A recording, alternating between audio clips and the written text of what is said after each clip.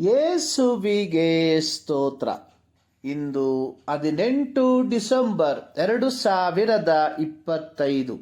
ಎಲ್ಲರಿಗೂ ಸುಪ್ರಭಾತ. ಈ ದಿನದ ಧ್ಯಾನ ಭಾಗ ಪೇತ್ರನು ಬರೆದ 2ನೆಯ ಪತ್ರಿಕೆ 1ನೇ ಅಧ್ಯಾಯದ 1ನೇ ವಾಕ್ಯದ ಪ್ರಾರಂಭ ಭಾಗ.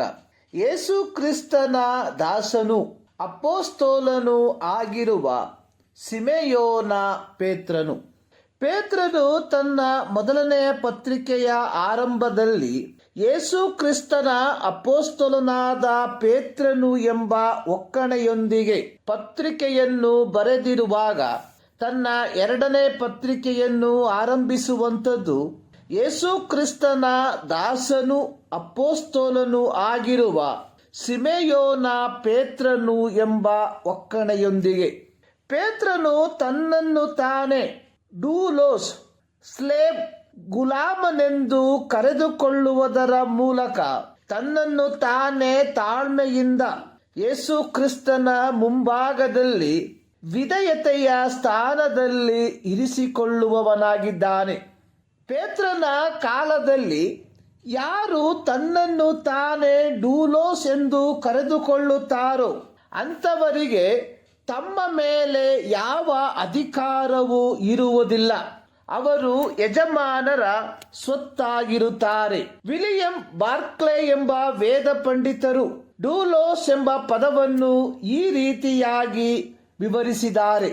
ಕ್ರೈಸ್ತರನ್ನು ದೇವರ ಡೂಲೋಸ್ ಎಂದು ಕರೆಯುವುದೆಂದರೆ ಅವನು ಅವಳು ದೇವರಿಂದ ಬೇರ್ಪಡಿಸಲಾಗದಂತೆ ತನ್ನನ್ನು ದೇವರ ವಶಕ್ಕೆ ಒಪ್ಪಿಸಿಕೊಟ್ಟಿದ್ದಾನೆ ಎಂದರ್ಥ.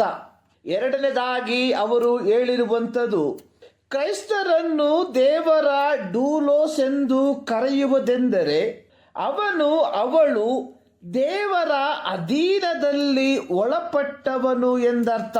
3ನೇದಾಗಿ ಅವರು ವಿವರಿಸಿರುವಂಥದ್ದು, ಕ್ರೈಸ್ತರನ್ನು ಡೂಲೋಸ್ ಎಂದು ಕರೆಯುವುದೆಂದರೆ ಅವನು ಅವಳು ದೇವರ ಪ್ರಶ್ನಾತೀತ ವಿಧೇಯತೆಗೆ ಬದ್ಧರಾಗಿದ್ದಾರೆ. ಪ್ರಾಚೀನ ಕಾಲದಲ್ಲಿ ಯಜಮಾನನ ಆಜ್ಞೆಯೇ ಗುಲಾಮನ ಕಾನೂನಾಗಿತ್ತು. 4ನೇದಾಗಿ ವಿಲಿಯಂ ಬಾರ್ಕ್ಲೆ ಅವರು ಹೇಳಿರುವಂಥದ್ದು, ಕ್ರೈಸ್ತರನ್ನು ದೇವರ ಡೂಲೋಸ್ ಎಂದು ಕರೆಯುವುದೆಂದರೆ ಅವನು ಅವಳು ನಿರಂತರವಾಗಿ ದೇವರ ಸೇವೆಯಲ್ಲಿರಬೇಕು ಎಂದರ್ಥ. ಪೇತ್ರನು ತನ್ನನ್ನು ತಾನೇ ಯೇಸು ಕ್ರಿಸ್ತನ ಗುಲಾಮನೆಂದು ವಿನಮ್ರನಾಗಿ ನೋಡಿಕೊಂಡನು. ಪುನರುತ್ಥಾನ ಹೊಂದಿದ ಯೇಸು ಕ್ರಿಸ್ತನಿಂದ ಜಗತ್ತಿಗೆಲ್ಲ ಹೋಗಿರಿ, ಸುವಾರ್ತೆಯನ್ನು ಸಾರಿರಿ ಎಂಬ ದೈವಿಕ ನಿಯೋಗವನ್ನು ಪಡಕೊಂಡವನಾಗಿದ್ದನು ಪೇತ್ರನು ಸಹ. ಮತ್ತಾಯನು ಬರೆದ ಸುವಾರ್ತೆ 28ನೇ ಅಧ್ಯಾಯದ 19ರಿಂದ 20 ವಾಕ್ಯದಲ್ಲಿ ಇದನ್ನು ನಾವು ಕಾಣುತ್ತೇವೆ. ಆದಾಗ್ಯೂ ಪೇತ್ರನು ದೇವರ ದೃಷ್ಟಿಯಲ್ಲಿ ತನ್ನನ್ನು ತಗ್ಗಿಸಿಕೊಂಡನು. ಪ್ರೀತಿಯ ದೇವಜನರೇ, ನಾವೆಲ್ಲರೂ ಕ್ರಯಕ್ಕೆ ಕೊಳ್ಳಲ್ಪಟ್ಟವರು. ಅರ್ಥ, ನಾವೆಲ್ಲರೂ ಯೇಸು ಕ್ರಿಸ್ತನ ದಾಸರು.